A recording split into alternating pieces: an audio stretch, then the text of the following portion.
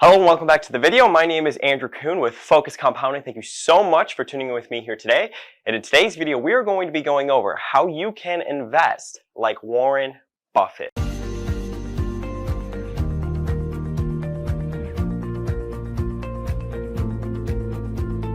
So this is the first time that you're tuning in with me. I want to thank you so much for joining in. Be sure to check out my Twitter. Be sure to check out my podcast. We have over 117 different episodes. And make sure you hit the subscribe button. We are pumping out 3 videos a week on everything investing related. We're having a lot of fun doing it. So make sure if you want to follow along, you hit that subscribe button. In past videos, we've gone over a lot of different things investing related: durability, moat, quality, capital allocation, value, growth. We still have misjudgment and an actual appraisal to do. But I'm having a lot of fun doing it. So make sure, like I said, you hit that subscribe button. So in today's video, we are going to be going over how you can invest like Warren Buffett. And I break Warren's career down into 2 different categories because he invests totally different now than when he did in his earlier parts of his investing career. So I broke it down into 1.0, and this is BPL. This is his Buffett partnership days.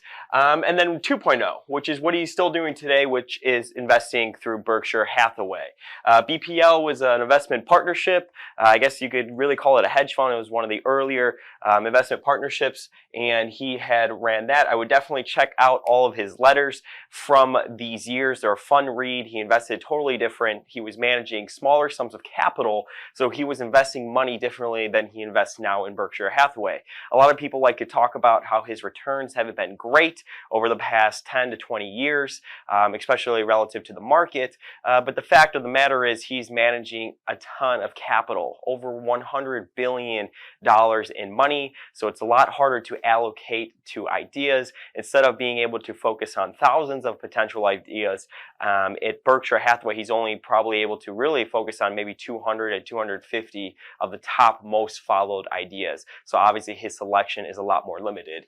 So that's why I think the BPL days are great to study, simply because if you are watching me and maybe you have smaller sums of capital or even a couple $1 million of money to allocate, his BPL days is a lot more relatable to what you're doing. There's a lot more ideas that are very similar to the BPL days. So definitely check out those letters. I will link to them down in the description. So what he focused on in the BPL days, this is Buffett 1.0, is really the heart of what Geoff and I focus on with our firm. And that is overlooked stocks. A little bit more off the beaten path type of stuff, a little bit more obscure. And a lot of the companies they focus on were actually liquid. It was wrote about in the Warren Buffett way, and I believe in his letters as well. Commonwealth Bank only traded a few times a month. So that's an incredibly liquid company. A lot of the companies that he focused on had single-digit PEs, and most of the stocks he bought were below their liquidation value. So really the Benjamin Graham type of style of investing. And we could go through a couple of examples here. Sanborn Map, I tweeted out a good case study to this. Like I said, follow me on Twitter at Focus Compound. It's a great case study that I just tweeted out.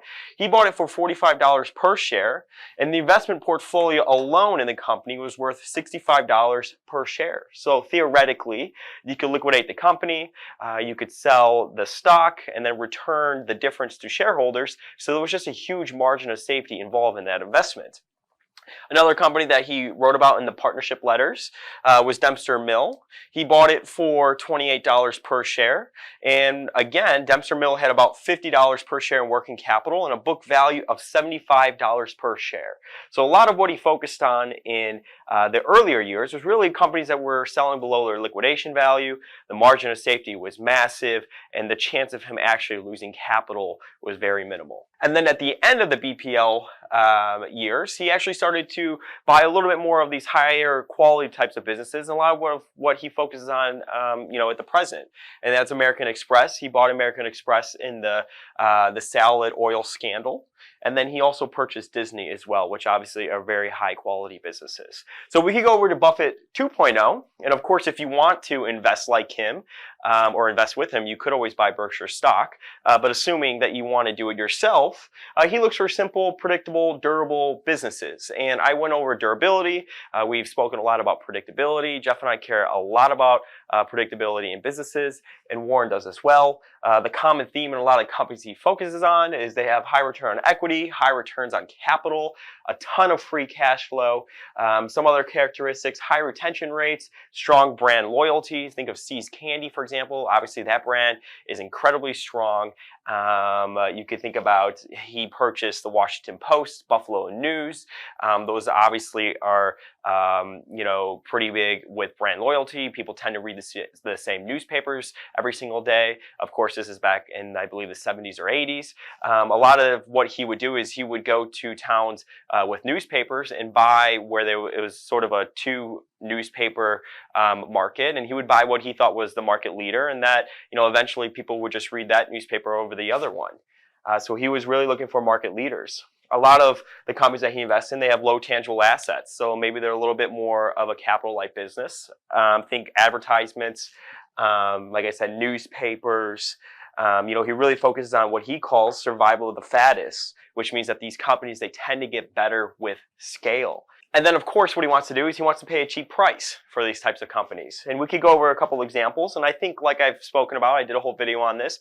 The Warren Buffett Way is a fantastic book to read because it goes over actual case studies of the companies that he has invested in.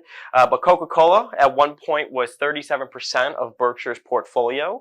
And I think a lot of his thinking went into that is he's followed Coca-Cola for a very long time. Obviously, he drinks a lot himself, but he saw that per capita, the consumption of Coca-Cola was going up every single year in other countries, and he thought that eventually it would get to the point of people in the United States and how much that we consume. I think I read a stat once that showed actually in Nicaragua, Coca-Cola is actually cheaper than water, which is kind of interesting in itself, but we don't need to get into that. And he paid what is known today around 15 times earnings for what he thought was a great business.